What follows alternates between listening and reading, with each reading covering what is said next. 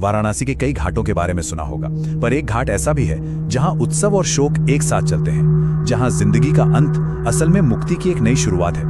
जी हाँ, हम बात कर रहे हैं मणिकर्णिका घाट की, वो द्वार जहां से आत्माएं इस दुनिया के चक्र को तोड़कर हमेशा के लिए आजाद हो जाती हैं। चलिए आज इसी महाशमशान के रहस्य को समझते हैं। देखिए, मणिकर्णिका की जो बात इसे सबसे अलग बनाती है वो है यहाँ की आग। ये आग कभी नहीं बुझती।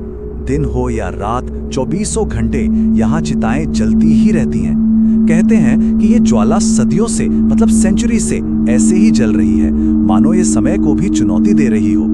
तो सवाल यही उठता है ना, कि एक ऐसी जगह जहां हर पल मौत का मंजर है, वो भला मोक्ष का यानी परम मुक्ति का पवित्र दरवाजा कैसे हो सकता है। चलिए इसी गुत्थी को आज परत दर परत खोलते हैं। पता है, इस पूरे रहस्य को समझने की चाबी इसके नाम में ही छिपी है। मणिकर्णिका मतलब एक श्मशान घाट का इतना खूबसूरत नाम क्यों? इसका जवाब हमें एक बहुत ही पुरानी और दिलचस्प कहानी में मिलता है। देखिए, संस्कृत में मणिकर्णिका दो शब्दों को मिलाकर बनता है। मणि जिसका मतलब है कोई रत्न या ज्वेल, और कर्णिका यानी कान में पहनने वाली बाली या झुमका। तो इसका सीधा सीधा मतलब हुआ रत्नों से जड़ा हुआ एक झुमका। अब फिर वही सवाल, शमशान घाट का नाम एक झुमका? तो कहानी कुछ यूं है कि भगवान विष्णु ने यहीं पर अपने सुदर्शन चक्र से एक कुंड खोदा और बहुत घोर तपस्या करने लगे। अब उनकी भक्ति देखकर भगवान शिव और मां पार्वती खुद उन्हें देखने आए, और जब वो उस पवित्र कुंड में झांक रहे थे, तभी अचानक मां पार्वती के कान से उनका वो रत्न जड़ा हुआ झुमका यानी कि उनकी मणिकर्णिका पानी में गिर गई। बस उसी पल से इस जगह का नाम मणिकर्णिका पड़ गया। ठीक है, तो ये तो हो गई नाम के पीछे की कहानी, पर इस जगह की असली ताकत, इसका असली महत्व नाम में नहीं बल्कि उस वादे में है जो यहाँ हर आत्मा को मिलता है, और वो वादा है मोक्ष का। तो आखिर यहाँ ऐसा होता क्या है, चलिए समझते हैं। यहाँ की सबसे गहरी मान्यता पता है क्या है? माना जाता है कि मणिकर्णिका पर जब किसी का अंतिम संस्कार होता है ना, तो खुद भगवान शिव उसकी आत्मा को विदा करने आते हैं और वो उसके कान में तारक मंत्र देते हैं। ये वो दिव्य शब्द हैं जो आत्मा को जन्म मरण के इस पूरे चक्कर से पार लगा देते हैं, सीधा मोक्ष।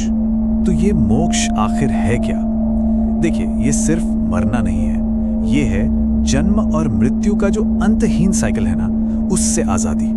ये वो एब्सोल्यूट पीस है जहां आत्मा अपने सारे कर्म, सारे पाप से मुक्त होकर सीधा ईश्वर में मिल जाती है। कोई पुनर्जन्म नहीं, बस यही वो एक वादा है जो लोगों को यहां तक खींच लाता है। और इसी वजह से मणिकर्णिका कोई आम शमशान नहीं है, इसे महाशमशान कहते हैं। महा मतलब महान।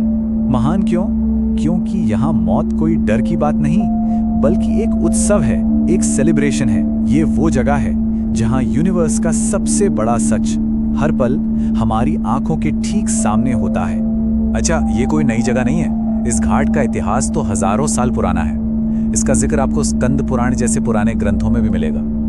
फिर 18वीं सदी में मराठा शासकों ने, खासकर अहिल्याबाई होलकर ने इसे फिर से बनवाया, और आज ये दुनिया का सबसे पुराना और लगातार चलने वाला शमशान माना जाता है। इमेजिन कीजिए, हजारों साल से यहाँ आग बुझी नहीं है।